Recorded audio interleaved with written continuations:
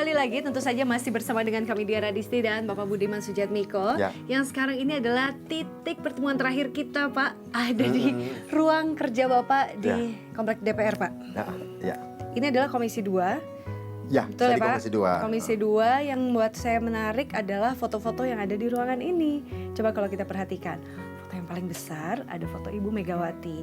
Kemudian ada Pak Soekarno juga di belakang Bapak, persis ada di atas kepala Bapak ya.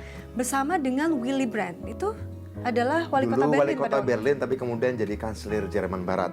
Oh, oke. Perdana Menteri Jerman Barat, ya. Dan yang nggak kalah lebih penting adalah yang di depan saya saat ini. Ada Nelson Mandela.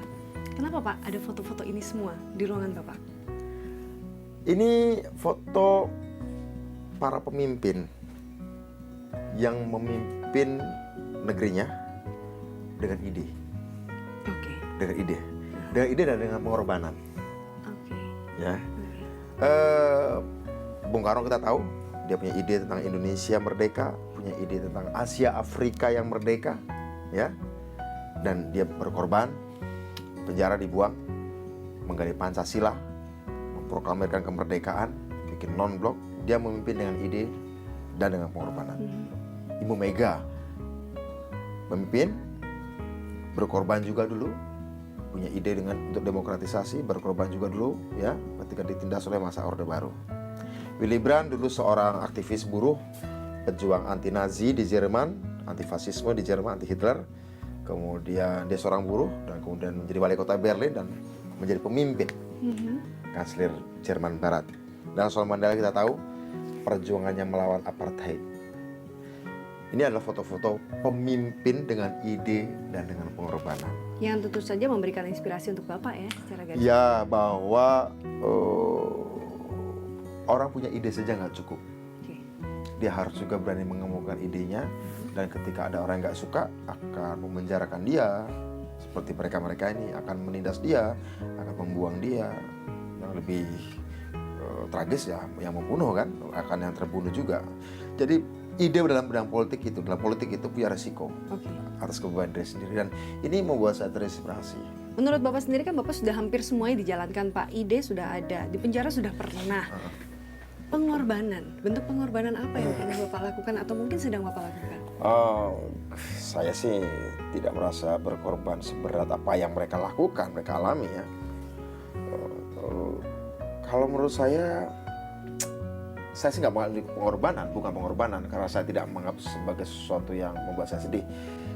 Misalnya gini, saya meyakinkan keluarga saya misalnya, pada orang tua, Bapak Ibu kan punya harapan nih, saya dulu kuliah di UGM, pertanyaan nggak selesai, diharapkan kan dia punya anak sarjana pertama, nggak jadi gitu kan.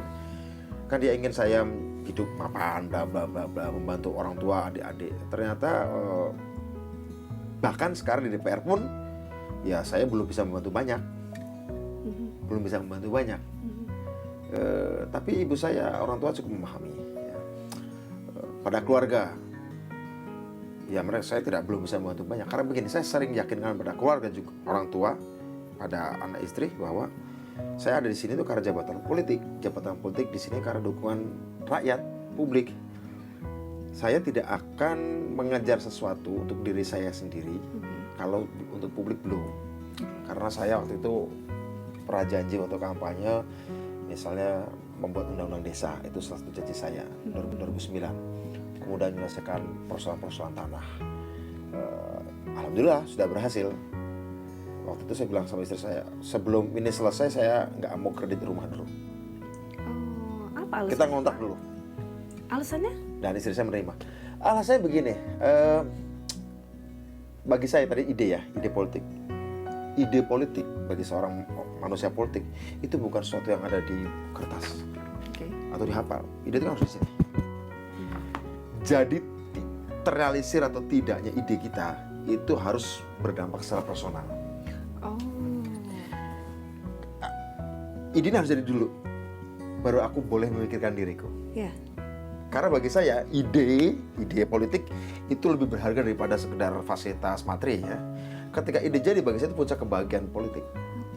Berarti sekarang ini ide yang sedang Bapak jalankan ini sudah terrealisasi semua kah? Belum. Berapa persen Pak? Kalau dari segi dari mulai demokratisasi kesejahteraan mungkin 60% sudah. 60% sudah, 40%-nya lagi yang belum ya? Belum. Sambil berjalan sampai sekarang Tentu ini. saja 40% itu sambil berjalan.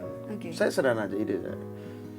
Kalau kita bicara pembukaan UUD 45, karena ada kata memajukan kesejahteraan umum. Nah, saya ini sekarang lagi proses memajukan kesejahteraan umum dulu nih.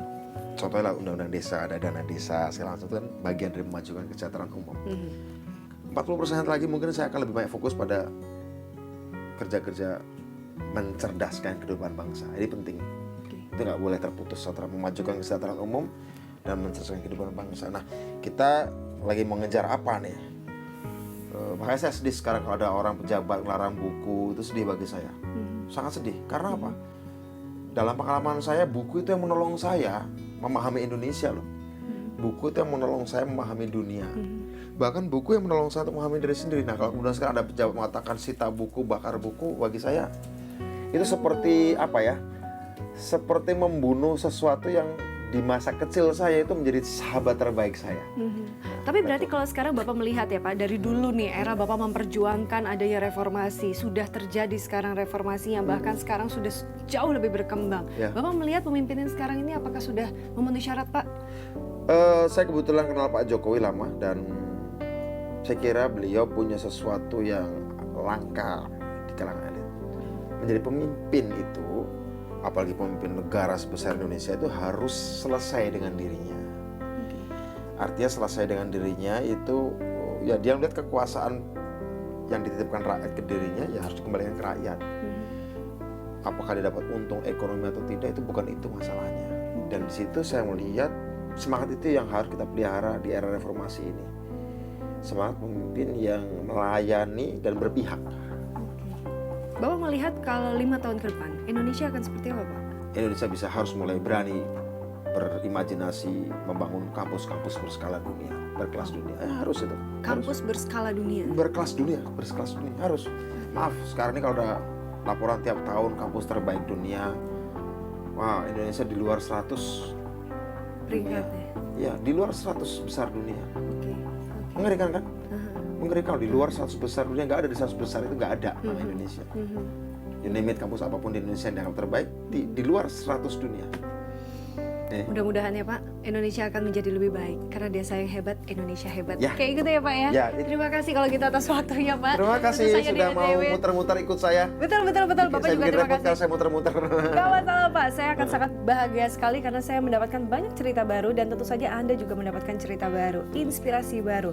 Pada saat tadi saya sudah ngobrol sama Bapak, kayaknya ada yang menarik nih, yaitu adalah ide yang cemerlang, tidak dilebatkan dengan kerja keras dan juga pengorbanan. Sepertinya tidak akan terrealisasi dengan baik. Kami di Radisi pamit undur diri, kita ketemu lagi di David berikutnya. Sampai jumpa. Terima kasih. Oke.